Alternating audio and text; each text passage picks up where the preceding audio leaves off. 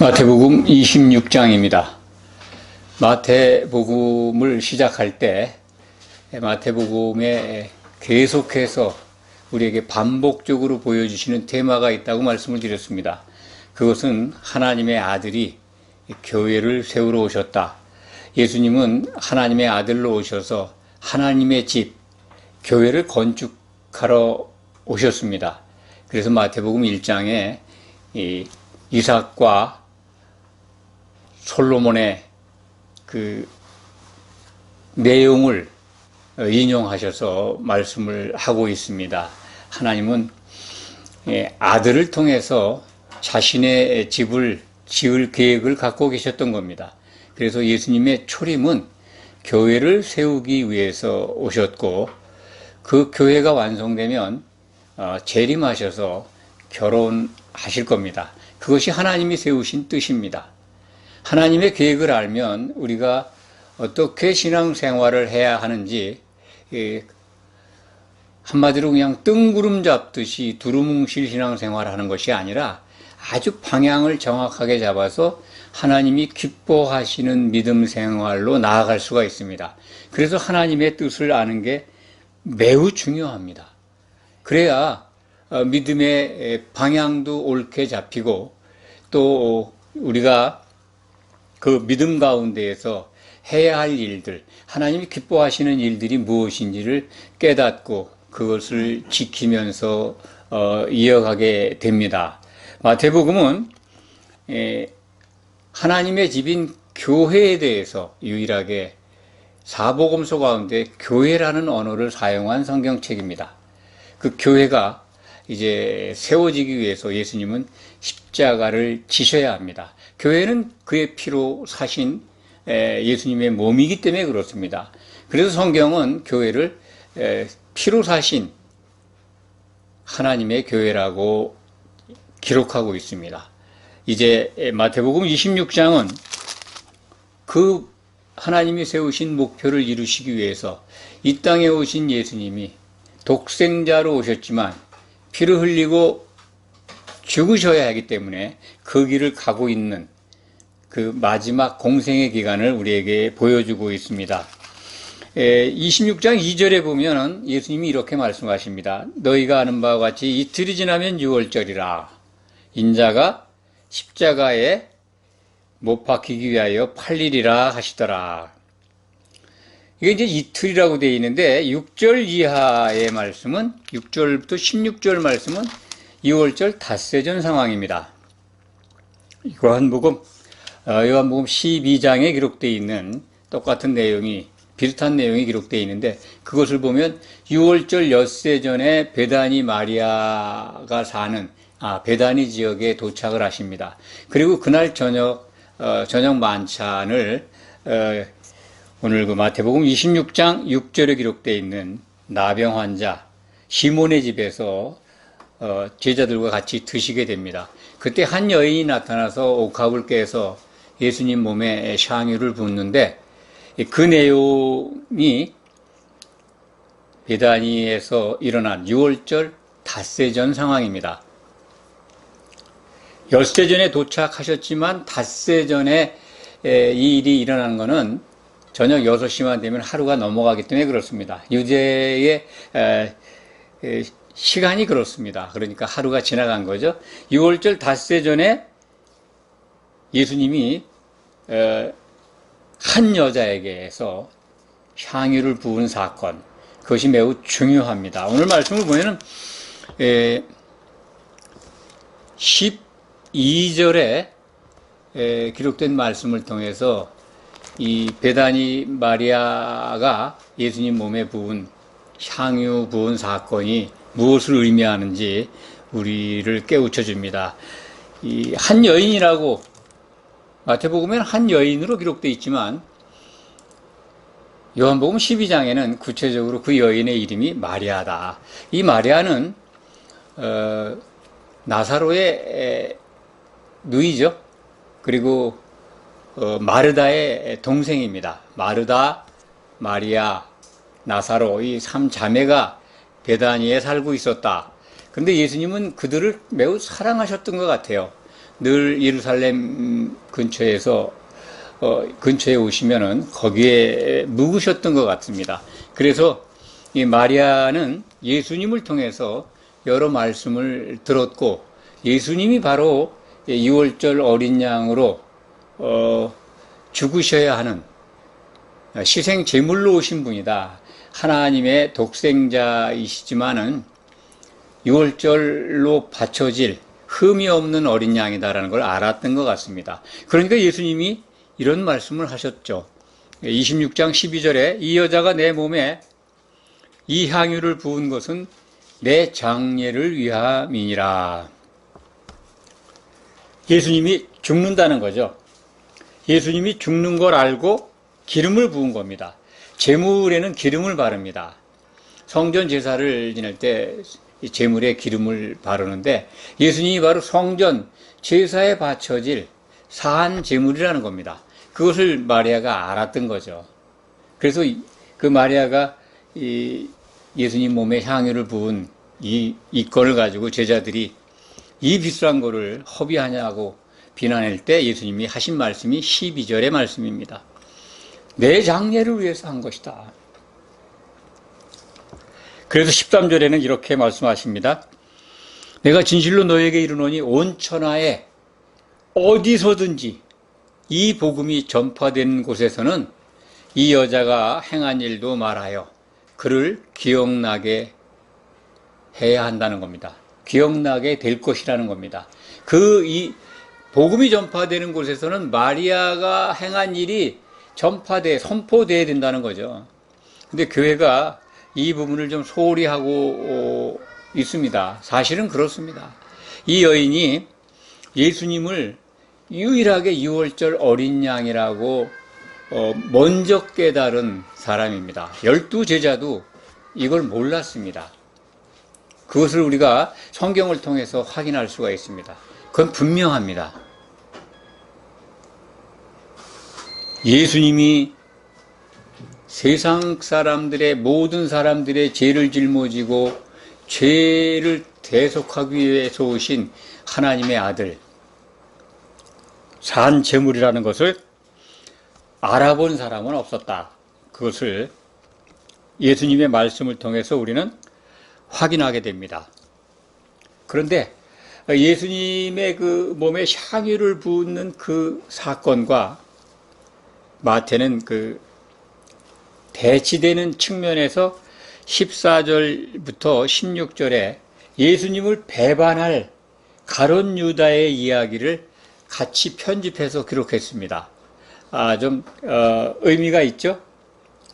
예수님이 십자가에서 죽으셔야 되는 것을 알고 향유를 부은 여인이 있는가 하면 예수님이 힘도 못 쓰고 죽는다고 하니까 그를 배반하고자 하는 가룟 유다의 배반 내용이 기록되어 있습니다. 그래서 은 30을 받고 예수를 팔아넘기죠. 그 다음에 이제 26장에서 우리가 꼭 주목해서 보아야 될 말씀은 14절 이하, 19절 이하, 25절부터 에 기록되어 있는 말씀이죠. 유다의 배반이 그 가룟 유다의 배반 내용이 그 제자들 사이에서 정확하게 예수님의 입을 통해서 이렇게 전달이 되는데 그때 정확하게 안 사람은 별로 없었던 것 같아요. 예수님이 가룟 유다가 나를 배반할 것이다 라고 설명을 하시는데 이런 말씀이 있기 때문에 그래요. 나와 함께 그릇에 손을 넣는 그가 나를 팔리라 라고, 이건 이제 사도 요한에게 하신 말씀입니다. 요한복음서에는 그것이 구별되도록 기록이 되어 있는데, 그런데 그 말을 들은 그 가룟 유다가 예수님께 랍비요 나는 아니지요 이렇게 되묻습니다. 나와 함께 그릇에 그 떡이 담긴 빵이 담긴 그릇에 손을 넣는 그가 나를 판다고 하셨는데 가룟 유다는 선생님 저는 아니죠 하고 말하니까 예수님이 내가 말하였도다. 이 부분을 이제 가룟 유다 네가 바로 날 팔 거야 라는 말씀인데 듣기에는 어떻습니까? 그래 네가 아니야. 네가 네 말로 한 말 그대로야 라고 들을 수도 있죠. 나는 아니지요 라고 하는 거. 아니지요. 그래 너는 아니야. 그렇게 한 말씀으로 들을 수도 있습니다. 그렇기 때문에 당시에는 좀 정확하게 알지 못했지 않았을까 하는 생각도 해봅니다. 그는 사실은 구약 성경에 기록된 대로 말씀이 성취되는 가룟 유다가 예수님을 팔 수밖에 없는 그런 것들이 예언되어 있다는 것을 우리가 알아야 합니다.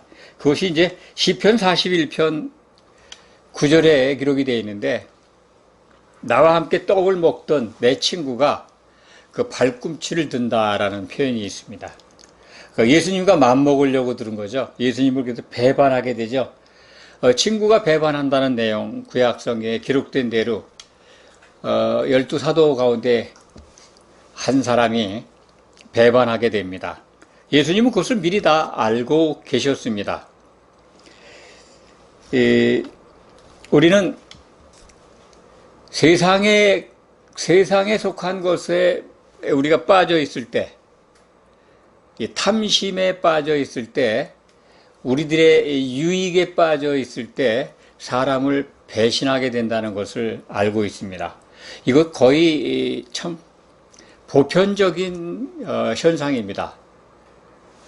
저는 아니죠 라고 얘기할 분들도 많이 계십니다만 가룟 유다와 같은 그러한 본능 또는 그 탐심에 빠진 사람들에 나타나는 이 배반, 그래 이것이 뭐랄까요, 아주 드문 일이 아니고 참으로 흔한 일이라고 저는 생각을 합니다.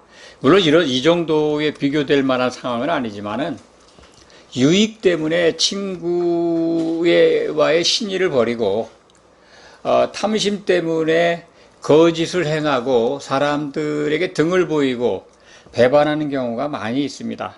저도 인생을 살면서 내 편의와 나의 유익과 나의 손해보는 것을 꺼려해서 부분적으로 다른 사람들에게 거짓말을 하고 또 속이고 또 다른 앞에서 말한 것과는 다르게 보이지 않는 곳에서는 다르게 처신한 경우가 있습니다. 그것을 부인하지 않습니다.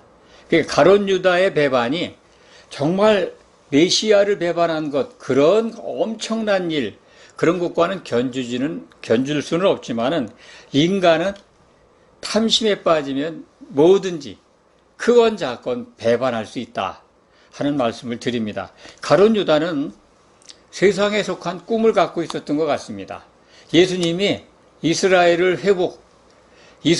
지금 로마의 억압에 로마 통치를 받고 있는데 거기서 해방시켜줄 진정한 이스라엘 회복자 다윗의 후손으로 온 왕으로 아마 생각했던 것 같습니다. 그런 능력이 있는 왕. 예수님은 여러 가지 표적을 보이고 기적을 보이고 병을 고치고 다 하셨잖아요. 그걸 옆에서 따라다니면서 본 가룟 유다는 이분이야말로 이스라엘의 왕이 되실 분이라고 생각할 수도 있습니다. 또 12제자가 다 그렇게 생각했는지도 모릅니다.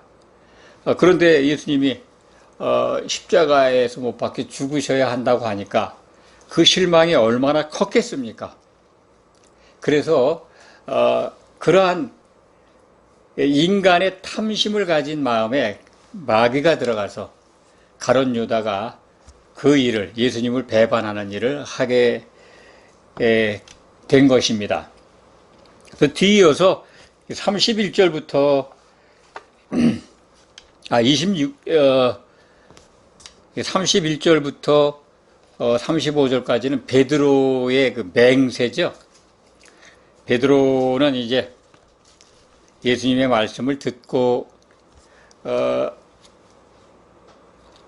절대로 자기는 죽으면 죽었지, 이 35절에 기록이 되어 있죠. 내가 주와 함께 죽을지언정 절대로 주를 부인하지 않겠다고 맹세를 하고 다른 제자들도 거기에 동조를 합니다. 주님 그렇습니다. 우리는 어떠한 경우도 주님을 배반하지 않을 것입니다. 라고 약속을 하는데 예수님이 그렇게 말씀하시죠.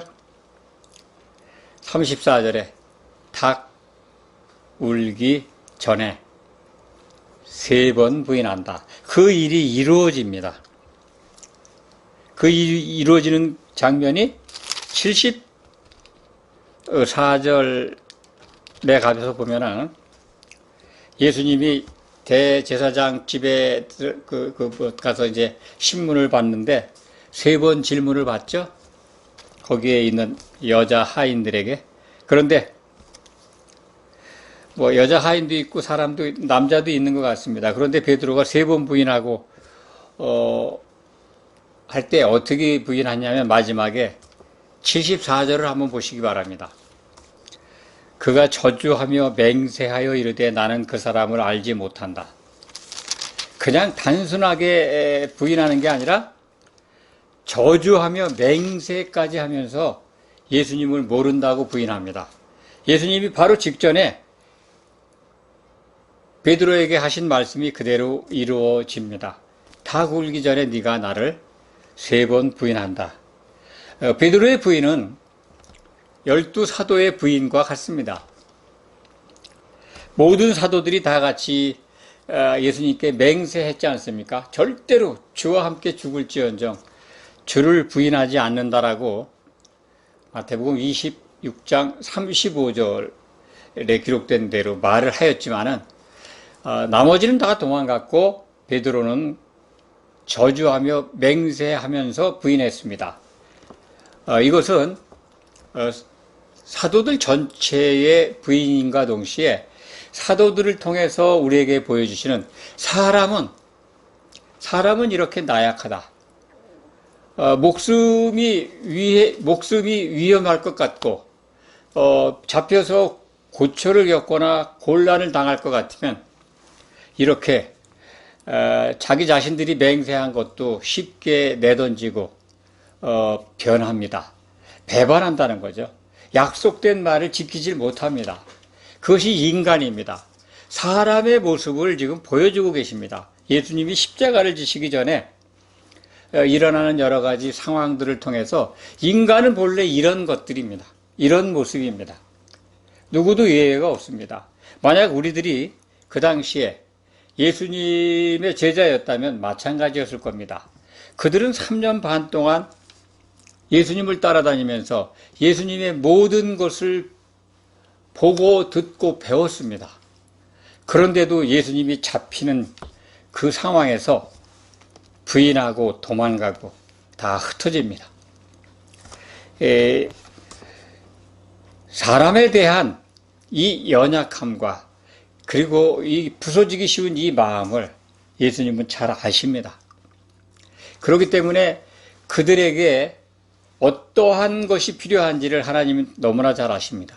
그래서 예수님이 부활 승천하신 다음에 하나님의 목적인 교회를 세우기 위해서 성령을 보내주신 겁니다. 성령의 도우심이 없이는 우리는 다 예수님을 배반한 가룟 유다와 같이 또는 예수님을 저주하고 맹세하면서 부인한 베드로와 같이 또 다 도망간 사도들과 같이 예수님을 부인하고 배반할 것입니다.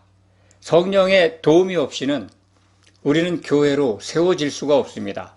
그래서 우리에게 부어주시는 하나님의 은혜가 큰 것입니다. 예수님은 십자가를 앞두고 이제 기도를 하러 가시죠. 36절부터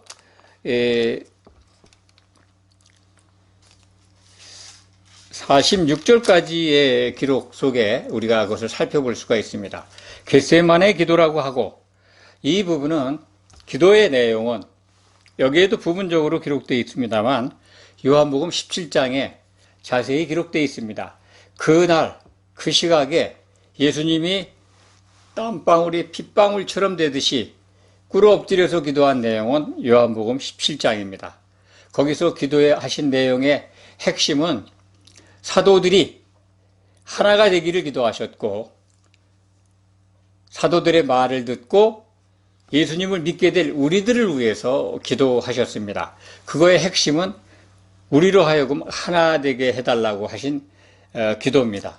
그것이 성령을 통해서 이루어지고 있습니다. 그러니까 예수님은 겟세마네 동산에서 교회가 세워질 수 있도록 하나님께 기도하셨습니다. 오늘 마태복음 26장에서는 베드로와 그리고 세베대의 아들 두 아들 야고보와 요한을 데리고 좀 나머지 제자들을 그 겟세마네라는 곳에 놔두고 조금 더 떨어진 곳으로 가셔서 기도하셨던 것 같습니다. 그때 표정이 예수님의 모습을 마태는 기록하고 있습니다. 37절의 말씀이 우리에게 그 상황을, 그 정보를 제공해주고 있습니다. 베드로와 세베대의 두 아들을 데리고 가실새 고민하고 슬퍼하사 이에 말씀하시되 내 마음이 매우 고민하여 죽게 되었으니 너희는 여기 머물러 나와 함께 깨어있으라 하시고, 깨어서 기도하라 하신 말씀이죠. 그때 예수님이 십자가를 지시기 전에 그러한 인간, 그러니까 하나님의 모든 것을 다 내려놓고 오셨기 때문에 인자라고 하셨죠. 사람의 아들입니다. 사람의 몸을 가진 우리와 똑같은 성령을 가지신 예수님입니다. 성령을 부어주셔서 능력을 행하고, 그리고 미리 아시고 또 하나님의 말씀을 증거하시고 가르치셨지만, 이 육에 속한 그 십자가를 지셔야 되는 그런 것들은 사람들이 다 느낄 수 있는 것을 그대로 갖고 계십니다. 그것을 우리가 알 수 있습니다. 그래서 나와 함께 깨어 있어서 기도하라 하는데 예수님이 와서 보니까 졸고 있죠. 예수님이 기도한 내용은 요한복음 17장의 기도 내용과는 사뭇 다른 그러한 기도입니다. 39절에 보면은 내 아버지여 만일 할만하시거든 이 잔을 내게서 지나가게 하옵소서. 그러나 나의 원대로 맛이 없고 아버지의 원대로 하옵소서라고 기도합니다.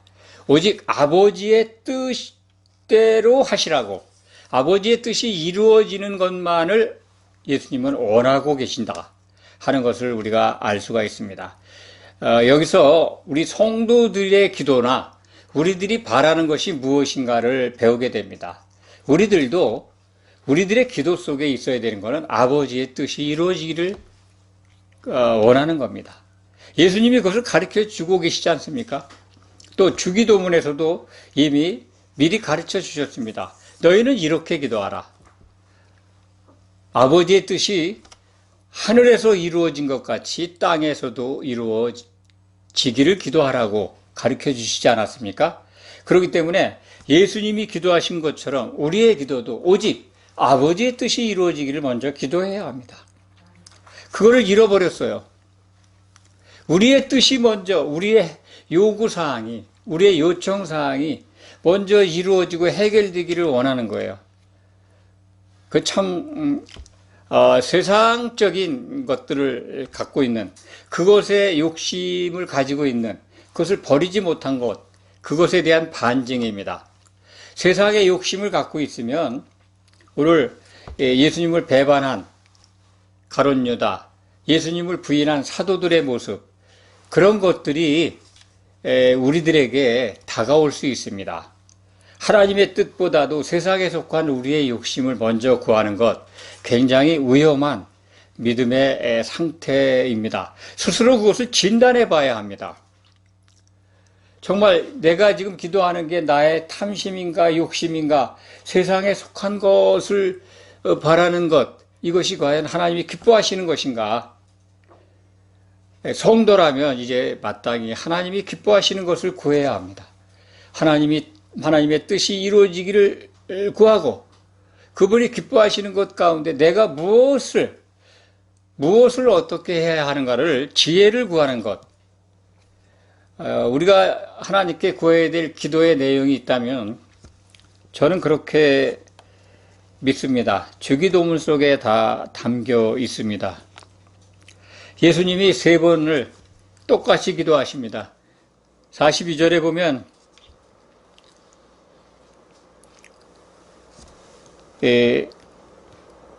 두 번째 나아가 기도한 내용이 똑같습니다. 내 아버지여, 만일 내가 마시지 않고는 이 잔이 내게서 지나갈 수 없거든 아버지의 원대로 되기를 원하나이다. 그리고 44절에 보면 3번째 그 기도를 하시죠. 또 그들을 두시고 나아가 3번째 같은 말씀으로 기도하시노. 3번씩이나 같은 말씀으로 아버지의 뜻이 이루어지기를 원하셨습니다. 그러니까 아버지의 뜻대로 내가 십자가를 져야 된다는 것을 기도하신 겁니다.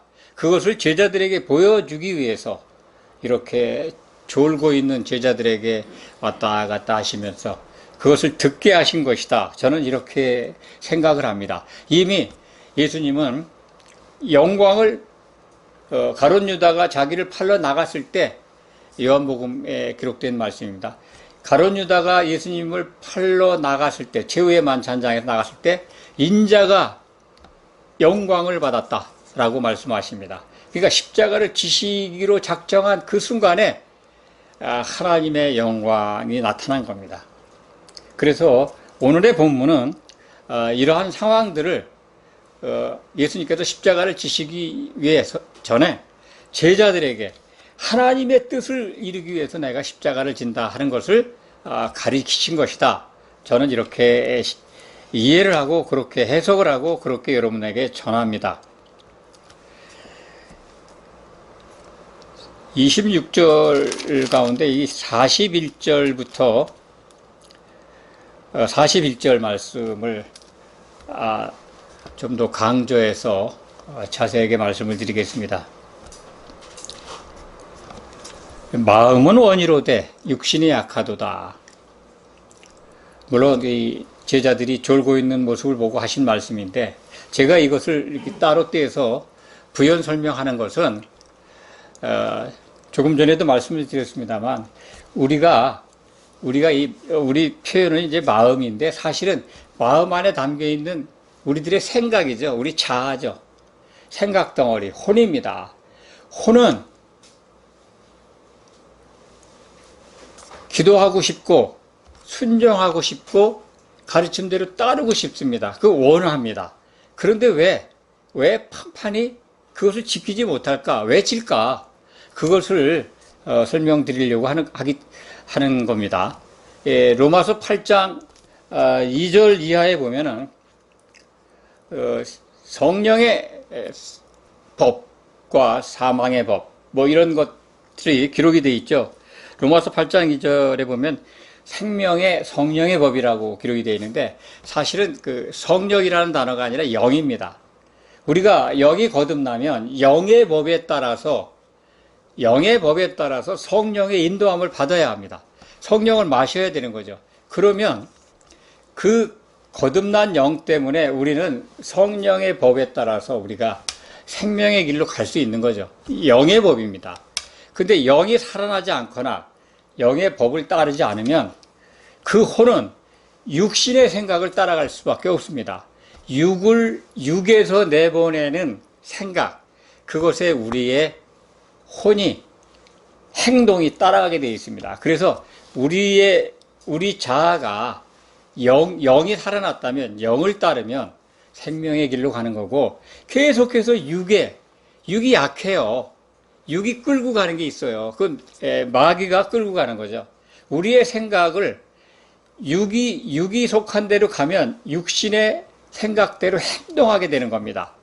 예를 들어서 예배에 참석하려고 하는 생각이 있는데 몸이 그것을 따르지 않으면 예배에 참석 못하는 겁니다.